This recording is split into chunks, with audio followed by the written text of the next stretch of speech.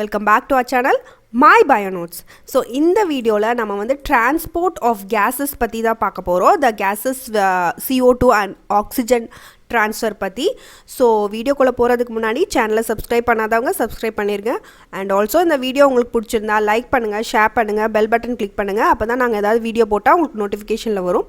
So வாங்க வீடியோக்குள்ள போலாம். So first பார்த்தீங்க அப்படின்னா transport of gasesல blood. So blood தான் ஒரு medium of transport நம்ம பாடியில் for the transport of gases oxygenக்கும் CO2க்கும் blood is the medium. So இது மூலமாக தான் வந்து இந்த gases transport ஆகுது நம்ம பாடியில். ஸோ இதில் வந்து 97% of the oxygen it is transported by RBC, அதாவது ரெட் பிளட் கார்பசல்ஸ் இருக்கும் இல்லையா பிளட்டில். ஸோ அது மூலமாக தான் 97%. ஸோ அப்ராக்சிமேட்லி ரொம்ப 3% தான் வேறு மீடியத்தில் ட்ரான்ஸ்ஃபர் ஆகுது. 97% of oxygen it is transported by the red blood corpuscles இருக்கு இல்லையா நம்ம பிளட்டில். ஸோ அது மூலமாக transport நடக்குது.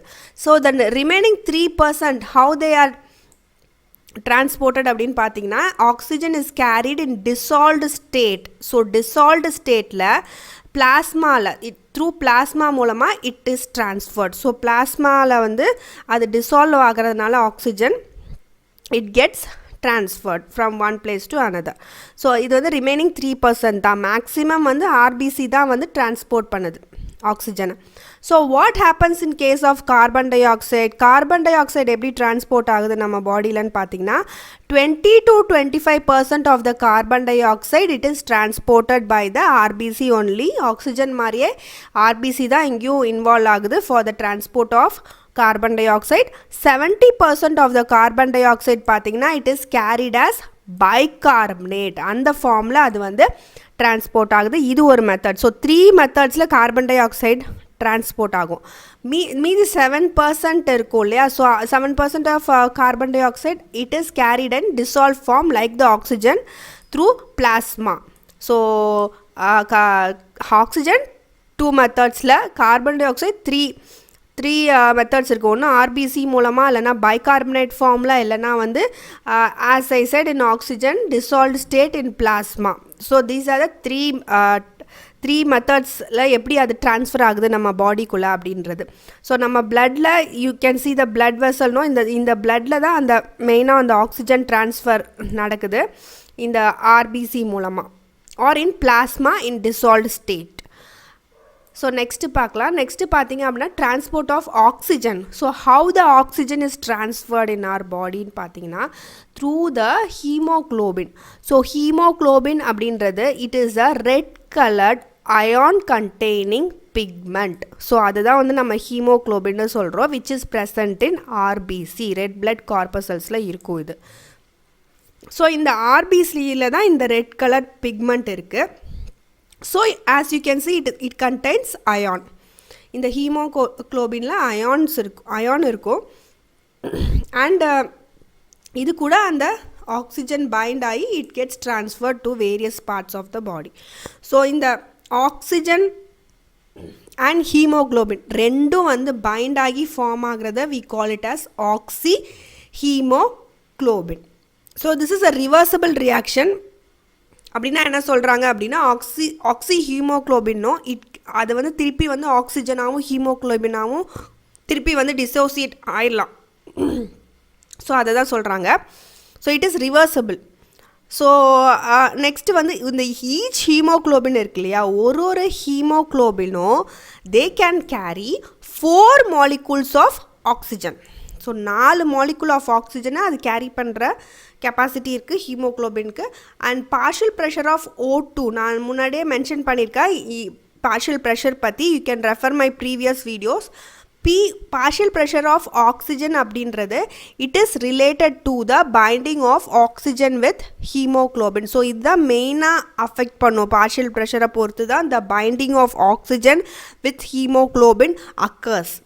So partial pressure pati we have discussed in the previous video. Please refer to it if you have doubt. And what are the other factors which affect the binding of the oxygen with the hemoglobin? In the oxyhemoglobin formation la matta enna factors la affect pannum appdin pathina partial pressure of carbon dioxide, hydrogen ion concentration, temperature. இதெல்லாம் தான் factors that mainly affect this binding and formation of oxyhemoglobin. So in the, as you can see in the picture, hemoglobin இருக்கு இங்க. So அதில் வந்து 4 ion molecules இருக்கு இங்க. So இதுதான் the binding site for the oxygen. So ஒரு oxygen bind ஆனோனே the oxygen binding affinity increases for this hemoglobin molecule. So இன்னும் வந்து they have more affinity towards oxygen. So இப்போ ஒரு molecule of oxygen bind ஆனோனே it favors the binding of the other oxygen. So இன்னொரு molecule இன்னும் affinityயோட வந்து bind ஆகும். third molecule bind ஆகிற affinity வந்து இன்னும் அதிகமாக இருக்கும். ஸோ அதான் லோலேருந்து ஹை இங்கே கொடுத்துருக்காங்க. ஃபஸ்ட்டு மாலிகுல் பைண்ட் ஆகிறதா லோ அஃபினிட்டி இருக்கும். இந்த கடைசி மாலிகுல் பைண்ட் ஆகிறப்ப இட் ஹேஸ் மோர் திஸ் ஹீமோக்ளோபின்க்கு வந்து ரொம்ப அதிக அஃபினிட்டி இருக்கும் for binding with oxygen. So அதுதான் இங்கே கொடுத்துருக்காங்க. நெக்ஸ்ட்டு பார்க்கலாம். நெக்ஸ்ட்டு பார்த்தீங்க அப்படின்னா இந்த sigmoid curve, which is a S-shaped curve, அதுதான் sigmoid curve னு சொல்கிறாங்க. So this is a curve which is plotted between the percentage saturation of hemoglobin with O2. அதாவது ஹீமோக்ளோபின் O2க்கு பைண்ட் ஆகி ஆக்சிஹீமோக்ளோபின் ஃபார்ம் ஆகுது இல்லையா. ஸோ அதை வந்து percentage saturation of haemoglobin with O2ன்னு கொடுத்துருக்காங்க. Is plotted against partial pressure of oxygen. So இதுதான் மேஜராக அஃபெக்ட் பண்ணும் இந்த இட்ஸ் பைண்டிங் இல்லையா. ஸோ இதுக்கு ரெண்டுக்கும் நடுவில் they have blotted a graph. So in y-axis we have percentage saturation of hemoglobin with oxygen, and x-axis we have partial pressure of oxygen in mmHg as the unit. So this curve is called as the oxygen dissociation curve. So oxygen எப்படி dissociate ஆகுது, எப்படி பிரிஞ்சு போகுது, அந்த percentage the partial pressure of oxygen பொறுத்து அப்படின்றத இந்த கர்வில் நீங்கள் பார்க்கலாம். As you can all see it is an S-shaped curve. So இதில் வந்து பார்த்திங்கன்னா ஃபஸ்ட்டு இனிஷியலாக அந்த பார்ஷியல் ப்ரெஷர் வந்து ஆஃப் ஆக்சிஜன் வந்து கம்மியாக இருக்கும்போது அந்த பர்சன்டேஜ் சேச்சுரேஷன் கம்மியாக தான் இருக்குது. பட் பார்ஷியல் ப்ரெஷர் அதிகமாக the oxygen binding with haemoglobin also increases and it attains a saturation state. அது வந்து கர்வ் பெண்ட் ஆயிடுது, ஒரு ஸ்ட்ரெயிட் லைன் ஃபார்முக்கு ஆல்மோஸ்ட் போயிடுது.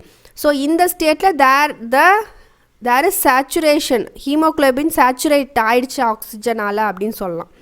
ஸோ அதுதான் வந்து இங்கே கொடுத்துருக்காங்க. So high partial pressure of oxygen இருக்கும்போது affinity for binding of oxygen with haemoglobin will be more. So next பார்க்கலாம். நெக்ஸ்ட்டு பார்த்தீங்க அப்படின்னா எஃபெக்ட்ஸ். ஸோ இதில் இந்த curve what is the use of the கர்வ்னு பார்த்தீங்கன்னா to study the effect of factors like partial pressure of carbon dioxide, அப்புறம் வந்து hydrogen ion concentration in oxygen haemoglobin பைண்டிங்கில் இந்த ஃபேக்டர்ஸும் எப்படி வந்து அஃபெக்ட் பண்ணுது இந்த ஆக்சிஜன் ஹீமோக்ளோபின் பைண்டிங்கை, அதை ஸ்டடி பண்ணுறதுக்கும் இந்த கர்வ் ஹெல்ப் பண்ணுது. ஸோ அதனால தான் இது ஆக்சிஜன் டிசோசியேஷன் கர்வ் அப்படின்னு சொல்கிறாங்க. ஸோ இந்த கர்வில் திருப்பி ரிவர்ஸில் வந்தீங்கனாலும் இந்த ஹை பார்ஷியல் ப்ரெஷரில் பைண்டிங் அதிகமாக இருக்குன்றதை நீங்கள் பார்க்கலாம். பட் இந்த கர்வில் நீங்கள் கீழே வர ஆக்சிஜன் ப்ரெஷர் கம்மியாக அந்த ஆக்சிஜன் வந்து they dissociate from the haemoglobin molecule, அதுவும் நடக்கும். ஆல்வியோலையில் மெயினாக வந்து haemoglobin they have affinity to oxygen. So oxygen binding நடக்கும். ஸோ இதுவும் வந்து ஒரு பார்ட்டில் நடக்கும். That we will see in the next slide. So next ஸ்லைடில் பார்த்தீங்கன்னா ஆல்வியோலை, ஆஸ் ஐ செட் ஆல்வியோலையில் தான் மேஜராக ட்ரான்ஸ்ஃபர் ஆஃப் த கேஸஸ் நடக்கும். ஸோ ஆல்வியோலை அந்த டைனி ஏர் பேக்ஸ் இருக்கு இல்லையா நம்ம லங்ஸில், so they favour the oxyhaemoglobin formation. So இங்கே தான் வந்து மெயினாக அந்த ஆக்சிஹீமோக்ளோபின் ஃபார்மேஷன் நடக்குது. நம்ம மெயினாக பாடியில் எங்கே ஆக்சிஜன் அதிகமாக இருக்குன்னாலும் இந்த இடத்துல தான், எந்த பார்ட்டில், ஆல்வியோலையில் தான் அதிகமாக இருக்குது. ஸோ மற்ற இடத்துலலாம் கெமிக்கல் ரியாக்ஷன், கேட்டபாலிசம் அது இதுன்னு நடந்து கார்பன் டை ஆக்சைடு தான் எல்லா செல்ஸ்லேயும் டிஷ்யூஸ்லேயும் அதிகமாக இருக்குமே தவிர எல்லாம் கார்பன் டை ஆக்சைடு தான் ப்ரொடியூஸ் பண்ணியிருக்குமே தவிர இந்த ஆல்வியோலார் பார்ட்டில் தான் நம்ம வந்து மூச்சு விடும்போது வந்து ஆக்சிஜன், இங்கே தான் வந்து ஆக்சிஜன் அதிகமாக இருக்கும் ஆல்வியோலையில். So alveoli they favor oxyhemoglobin formation. So இங்கே வந்து high partial pressure of oxygen இருக்கும். ஆப்வியஸ்லி இங்கே வந்து partial pressure also you can say the கான்சன்ட்ரேஷனும் அதிகமாக இருக்குதுன்னு சொல்லலாம். அதாவது ப்ரெஷர் அதிகமாக இருக்குன்றனாலே அந்த ஆக்சிஜன் மாலிகுல்ஸும் அதிகமாக இருக்குன்னு தானே அர்த்தம். ஸோ இங்கே ஹை O2 இருக்கனால தான் வந்து இந்த ஃபார்மேஷனே நடக்குது. And low PCO2. ஸோ இது அதிகமாக இருந்தால் இது ஆப்வியஸ்லி கம்மியாக தான் இருக்கும். And low hydrogen ion concentration. So pH is also low temperature இருக்குது. So these all favour the oxyhaemoglobin formation. இது வந்து ஆல்வியோலையில். வாட் இன் கேஸ் ஆஃப் டிஷ்யூஸில்? ஸோ டிஷ்யூஸில் என்ன இருக்கும்? டிஷ்யூஸில் பார்த்தீங்கன்னா லோ PO2 இருக்கும். நான் முன்னாடி சொன்ன மாதிரி ஆல்வியோலார் பார்ட்டில் தான் ஆக்சிஜன் அதிகமாக இருக்கும். நம்ம டிஷ்யூஸ்லலாம் பார்த்தீங்கன்னா ஆக்சிஜன் லெவல் கம்மியாக தான் இருக்கும். ஆனால் carbon dioxide level will be high and hydrogen ion கான்சன்ட்ரேஷனும் ஹையாக இருக்கும். ஸோ அந்த pHும் வந்து ஹையாக தான் இருக்கும் அண்ட் ஹை டெம்பரேச்சர் இருக்கும் நம்ம டிஷ்யூஸ்குள்ளே. ஸோ இது வந்து என்ன பண்ணும் அப்படின்னா it promotes dissociation of O2 from haemoglobin. So இந்த இடத்துல ஆக்சி ஹீமோக்ளோபின் ஃபார்ம் ஆகிற மாதிரி இந்த டிஷ்யூஸில் என்ன ஆகும்? So dissociation of O2 from oxyhaemoglobin வந்து அதிகமாக நடக்கும். ஸோ இது வந்து இந்த ஃபார்மேஷன் ஃபேவர் பண்ணாது. ஆக்சிஜனை வந்து ரிலீஸ் பண்ணுறதுல தான் இருக்கும் இந்த இடத்துல, இந்த டிஷ்யூஸில். ஸோ அதுதான் நான் சொன்னேன் இந்த இடத்துல நடக்கும். ஸோ இங்கே ஆல்வியோலார் பார்ட்டில் வந்து it favours the oxyhaemoglobin formation. இங்கே வந்து கீழே வர டிசோசியேஷன் இட் ஃபேவர்ஸ். ஸோ அதுதான் இந்த மாதிரி ரெப்ரசன்ட் பண்ணியிருக்காங்க இந்த கிராஃப் ஃபார்மேட்டில். நெக்ஸ்ட்டு பார்த்தீங்க அப்படின்னா நெக்ஸ்ட்டு வந்து இந்த லங் சர்ஃபேஸில் என்ன ஆகும்? த ஆக்சிஹீமோக்ளோபின் ஃபார்மேஷன் நடக்கும். அதாவது oxygen plus haemoglobin they bind and டிஷ்யூஸில் த ஆக்சிஜன் கெட்ஸ் டிசோசியேட்டட். நான் முன்னாடி சொன்ன மாதிரியே அந்த கர்வ்லேயும் அதை தான் நம்ம பார்த்தோம். கர்வோட டாப்பில் த ஆக்சிஹீமோக்ளோபின் ஃபார்மேஷன் அதிகமாக இருக்கும். அதே பாட்டத்தில் it will be less. So ஒரு 100 ml ஆக்சிஜனேட்டட் பிளட்டில் you can deliver up to 5 ml of, in your body it can deliver up to 5 ml of oxygen to tissues. So இது வந்து நார்மல் ஃபிசியாலஜிக்கல் கண்டிஷனில் இவ்வளோ ml ஆஃப் பிளட்டில் இவ்வளோ oxygen வந்து deliver ஆகுது நம்ம டிஷ்யூஸ்க்கு. So this is one point. Next பார்த்தீங்க அப்படின்னா transport of carbon dioxide. So oxygen முடிஞ்சு. So how carbon dioxide is transferred inside our body ன்னு பார்த்தீங்கன்னா it is carried by hemoglobin. That is one method. நம்ம 3 மெத்தடாக carbon di oxide transfer ஆகலான்னு பார்த்தோம். So அதில் ஒன்று வந்து ஹீமோக்ளோபின் கூட பைண்ட் ஆகலாம். அது ஹீமோக்ளோபினோட பைண்ட் ஆகும்போது ஆக்சிஜனை வந்து ஆக்சி ஹீமோக்ளோபின்னு சொல்லணும். இதை வந்து என்ன சொல்கிறோன்னா அமினோ ஹீமோக்ளோபின். ஸோ நான் 20 to 25% இந்த மாதிரி ட்ரான்ஸ்ஃபர் ஆகும்னு சொன்னேன் இல்லையா, அதுதான் இது கார்பமினோ ஹீமோக்ளோபின். ஸோ இந்த கார்பன் டை ஆக்சைடு ஹீமோக்ளோபின் இது வந்து it is related to the partial pressure of carbon dioxide. அங்கே வந்து பார்ஷியல் ப்ரெஷர் ஆஃப் ஆக்சிஜனை டிபெண்ட் பண்ணி இருக்க மாதிரி இது இந்த binding carbon dioxide and haemoglobin binding it is related to the partial pressure of carbon dioxide. So அதை பொறுத்து தான் இந்த பைண்டிங் அமையுது. ஸோ இந்த partial pressure of O2 in the case like it is a major factor affecting this binding. And இப்போ டிஷ்யூஸ்லேயே ஆல்வியோலினா மெயினாக இந்த gases இதாகும் இல்லையா. ஸோ டிஷ்யூஸில் பார்த்தீங்க அப்படின்னா more carbon dioxide binding occurs. So இந்த கேஸில் பார்ஷியல் ப்ரெஷர் ஆஃப் CO2 அதிகமாக இருக்கும். நான் டிஷ்யூஸில் சொன்ன மாதிரி கார்பன் டை ஆக்சைடு அதிகமாக இருக்கும் இல்லையா. ஸோ அண்ட் PO2 லெவல் கம்மியாக இருக்கும் டிஷ்யூஸில். அதே ஆல்வியோவில் த ஆப்போசிட் கேஸ். இந்த கேஸில் O2 லெவல் ஹையாக இருக்கும், CO2 லெவல் லோவாக இருக்கும். ஸோ இந்த ஆல்வியோலை பார்த்தீங்க அப்படின்னா dissociation of CO2 from carbaminohemoglobin occurs. So இந்த carbaminohemoglobinலேருந்து CO2 dissociate ஆயிரும் in case of a alveoli. So அது எக்ஸிட் ஆகிறதுக்கு இது ஹெல்ப் பண்ணும். இந்த மாதிரி ஒரு கண்டிஷன் அங்கே ப்ரிவேல் ஆகிறனால alveoli it favours the dissociation of CO2 thereby the CO2 exit our body. So அது நமக்கு தேவையில்லை carbon dioxide. So it helps in the dissociation of CO2 thereby it will be exited. Next பார்த்தீங்கன்னா இந்த CO2 haemoglobin from tissues is delivered to alveoli. So இந்த டிஷ்யூஸில் தான் நான் CO2 அதிகமாக இருக்கும்னு சொன்னேன். அதுதான் வந்து ஆல்வியோலைக்கு டெலிவர் ஆகும். ஸோ தேர்பை அது வெளில போயிடும் CO2. அதுதான் இங்கே சொல்கிறாங்க. ஸோ இதுலேயும் கார்பன் டை ஆக்சைடு டிரான்ஸ்போர்ட் தான் கொடுத்துருக்காங்க இந்த பிக்சரில். So as you can see இந்த டிஷ்யூ செல்லில் PCO2 லெவல் கொடுத்துருக்காங்க, partial pressure of carbon dioxide. So இது வந்து செல்லுலர் கார்பன் டை ஆக்சைடு 3 மெத்தட்ஸில் ட்ரான்ஸ்ஃபர் பண்ணலாம். இதில் வந்து தான் ஒரு மெத்தட் நான் கார்பமினோ ஹீமோக்ளோபின் ஃபார்ம் ஆகுது. இல்லைனா இன்னொன்று நெக்ஸ்ட் ஸ்லைடில் நம்ம பார்க்க போகிறது அந்த பைகார்பனேட் ஃபார்ம் பண்ணணும்னு சொன்னோம் இல்லையா, அது.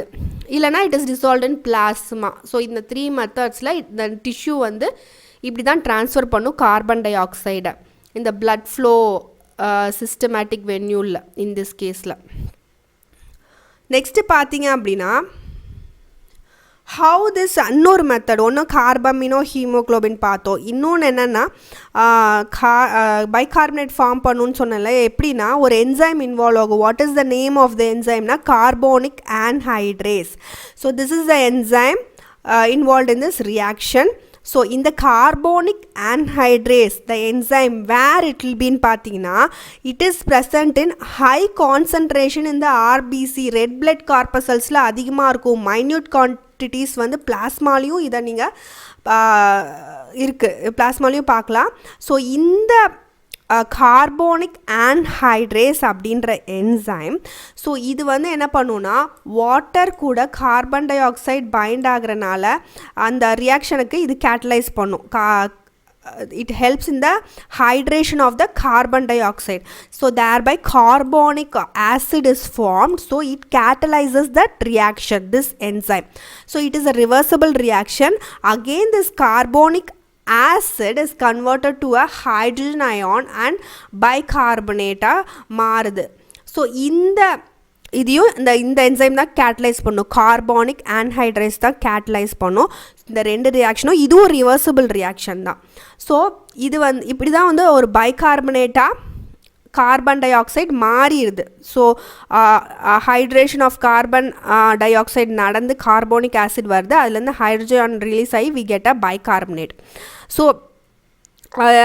இப்படி தான் வந்து மாறுது. அண்ட் இந்த கேஸில் டிஷ்யூ சைட்டில் பார்த்தீங்கன்னா there is high partial pressure of carbon dioxide இருக்குன்னு சொன்னேன் இல்லையா, கேட்டபாலிசம்லாம் நடந்து நிறைய ரியாக்ஷன்ஸ்லாம் நடந்து கார்பன் டை ஆக்சைடு தான் ஹையாக ப்ரொடியூஸ் பண்ணி வச்சுருக்கோம் நம்ம டிஷ்யூஸ் எல்லாமே. ஸோ இந்த CO2 பார்த்தீங்கன்னா it diffuses into blood, RBC and plasma and forms இந்த அயான் ஃபார்ம் ஆகுதுலையே அதை தான் சொல்கிறாங்க bicarbonate and hydrogen ions form பண்ணுது. அதே ஆல்வியோலார் சைட்டில் this partial pressure of carbon dioxide is low and it forms carbon dioxide and H2O. So எந்த இடத்துல இந்த ரியாக்ஷன் வந்து நடக்கும் அப்படி சொல்கிறாங்க. ஸோ ஆல்வியோலார் சைட்டில் இந்த reaction formation of carbon dioxide and H2O நடக்கும். அதே டிஷ்யூஸில் பைகார்பனேட் ஃபார்மேஷன் வந்து இட் ஃபேவர்ஸ். ஸோ இதுலேயும் அதுதான் கொடுத்துருக்காங்க. இந்த carbonic anhydrase it catalyses both the reversible reaction. So first வந்து அந்த கார்போனிக் ஆசிட் ஃபார்ம் ஆகுது. இந்த carbonic acid next get converted to the bicarbonate form பண்ணுது. ஸோ இந்த பைகார்பனேட் தான் அடுத்து ஆல்வியோலைக்கு போகுது. ஸோ ஆல்வியோலையில் it gets to carbon dioxide, திருப்பி வந்து அது வந்து கார்பன் டை ஆக்சைடாக மாறி வெளியே எக்ஸிட் ஆகிறதுக்கு இந்த மாதிரி தான் ஹெல்ப் பண்ணுது. ஸோ இந்த டிஷ்யூஸ்லேருந்து வர கார்பன் டை ஆக்சைடு இப்படி தான் வந்து இந்த ரியாக்ஷன் மூலமாக மாறுது, இந்த என்சைம் மூலமாக. மெயினாக you must remember the enzyme name which is carbonic anhydrase. Next பார்க்கலாம். நெக்ஸ்ட்டு பார்த்தீங்க அப்படின்னா இப்போ வந்து carbon dioxide it is dropped as bicarbonate as அந்த ரியாக்ஷனில் பார்த்தோம் இல்லையா பைகார்பனேட்டாக இட் இஸ் ட்ராப்ட் இன் த டிஷ்யூஸில் இருக்குது. Then it gets transported to the alveoli and it is released out as carbon dioxide. So இதான் மேஜர் ஸ்டெப்ஸ். ஸோ ஒரு 100 ml of deoxygenated blood oxygen இல்லாத bloodல it delivers up to 4 ml of CO2 to the alveoli. எவ்வளோ ml of CO2? 4 ml of CO2 is delivered to the alveoli. So இந்த பிக்சர்லேயும் அதே enzymatic reaction carbonic anhydrase is involved. So இது வந்து carbamino haemoglobin first அது மூலமாக நடக்கிற அந்த carbon di oxide transfer. இந்த கேஸில் இந்த பைகார்பனேட் ஃபார்ம் பண்ணி இந்த CO2 ஃபஸ்ட்டு டிஷ்யூஸில் பைகார்பனேட் ஃபார்ம் பண்ணி அது வந்து இந்த ஆர்பிசி வந்து இங்கே கொண்டு வந்து இது ஆல்வியோலையில் டெலிவர் பண்ணிடுது. ஸோ CO2 ஆல்வியோலைஸ்க்கு டிஃப்யூஸ் ஆகிறனால இட் கெட்ஸ் அவுட் CO2. இந்த 3 ஸ்டெப்ஸ்லேயும் எப்படி CO2 டெலிவரி ஆகுது? ஃபஸ்ட்டு இந்த கார்பாமினோ ஹீமோக்ளோபின் ஃபார்மேஷன் மூலமாக ஒரு டெலிவரி, நெக்ஸ்ட்டு இந்த பைகார்பனேட் ஃபார்மேஷன் மூலமாக, தென் CO2 டிசால்வ்ட் இன் பிளாஸ்மா மூலமாக ஆல்வியோலைஸ்க்கு அது ஒரு delivery mechanism. And oxygen dissolved in plasma 2 டைப்பில், அண்ட் ஆக்சி ஹீமோக்ளோபின் ஃபார்மேஷன் மூலமாக இது 2 டைப்பாக வந்து இது எப்படி ட்ரான்ஸ்ஃபர் ஆகுது அப்படின்றது. So this is how the transfer occurs. Next okay, that's it. Thanks for watching my video. If you like the video and video உங்களுக்கு பிடிச்சிருந்தா லைக் பண்ணுங்கள், ஷேர் பண்ணுங்கள், and also bell button click பண்ணுங்கள். அப்போ தான் நாங்கள் ஏதாவது வீடியோ போட்டால் உங்களுக்கு நோட்டிஃபிகேஷனில் வரும். Happy learning to you all. Thank you.